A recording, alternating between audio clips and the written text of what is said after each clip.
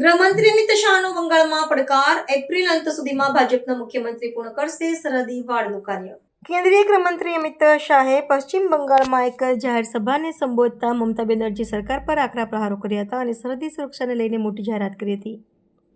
શાહે સ્પષ્ટ શબ્દોમાં જણાવ્યું હતું કે 31 માર્ચ 2026 સુધીમાં મમતા બેનર્જી જમીન ફાળવે કે ન ફાળવે, પરંતુ એપ્રિલ માસના અંત સુધીમાં પશ્ચિમ બંગાળમાં ભારતીય જનતા પાર્ટીના મુખ્યમંત્રી શપથ લેશે અને ત્યારબાદ માત્ર 45 દિવસની અંદર સરહદ પરની તમામ વાડનું કામ પૂર્ણ કરી દેવામાં આવશે.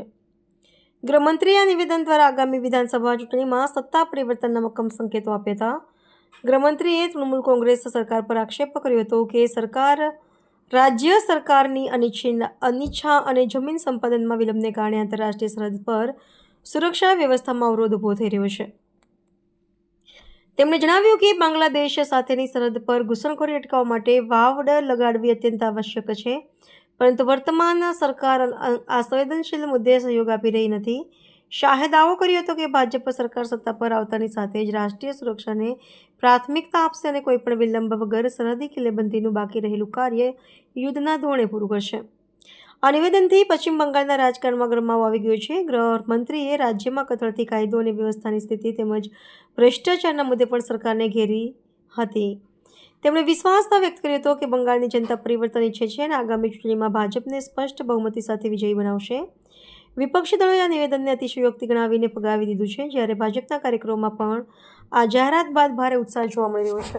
31 કો મમતા બેનર્જી ભૂમि દે या न दे, अप्रैल के अंत में भाजपा का मुख्यमंत्री 45 दिन में सारी बाढ़ का काम पूरा कर देगा. ये हमारा बंगाल की जनता से वादा है और हमने कर दिखाया है. आसाम में कांग्रेस की सरकार थी, घुसपैठ नहीं रोकती थी. जैसे ही आसाम में भाजपा सरकार बनी, वहां घुसपैठ रुक गई.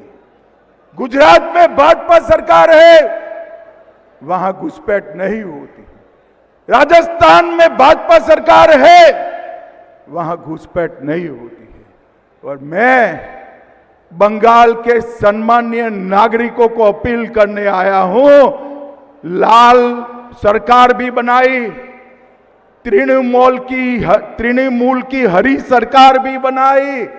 एक बार भाजपा के केसरिया को मौका दे दो, हम घुसपैठ को रोक कर बताएं.